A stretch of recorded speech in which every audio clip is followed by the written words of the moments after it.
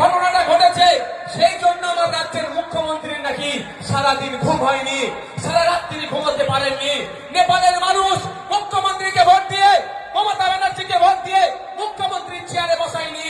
তাদের জন্য যদি ওনার ঘুম না হয়, তাহলে যে মুর্শিদাবাদের মানুষ, যে মামলার মানুষ, যে নদিয়ার মানুষ, যে রাজ্যের মানুষ ভোট দিয়ে তাকে মুখ্যমন্ত্রীর চেয়ারে বসালো, সেই রাজ্যের মানুষ ক্ষতিগ্রস্ত হচ্ছে।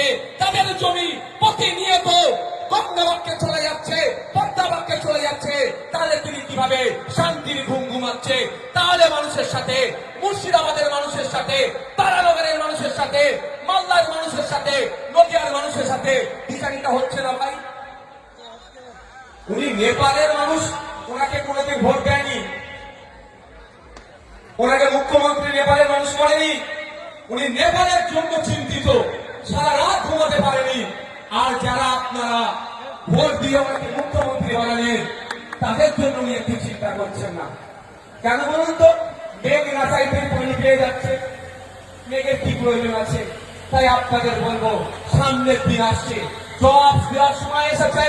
যখন ওয়াকফ নিয়ে সারা পশ্চিম বাংলার মানুষ, সারা ভারতবর্ষের মানুষ চিন্তিত যে ওয়াকফ নিয়ে কি হবে, ওয়াকফ নিয়ে কি হবে, সেই সময় মাননীয়া তিনি স্টেজ থেকে বললেন। আর অপদার্থ এমএলএ এমপি গুলো এই প্রথম সারিতে বসেছিল, তারা উত্তর দিল না যে কারো যদি ওয়াকফ নিয়ে আন্দোলন করতে হয় দিল্লি গিয়ে করবে বলে আমাদেরকে নিদান দিয়েছিল। তাই সময় এসেছে মাদ্রাসা বাঁচানোর লড়াই, মসজিদ বাঁচানোর লড়াই, ঈদগাহ বাঁচানোর লড়াই, কবরস্থান বাঁচানোর লড়াই। আমাদের পাশে যারা ছিল না, সময়ের সাথে সাথে তার জবাব দেওয়া হবে। হবে তো নাকি ভাই? হাত তুলে দেখান, হাত তুলে দেখান। মমতা ব্যানার্জির এত সাহস কি করে হলো? তিনি রাজা, আমরা প্রজা নয়, এটা মাথায় রাখতে হবে। গণতন্ত্র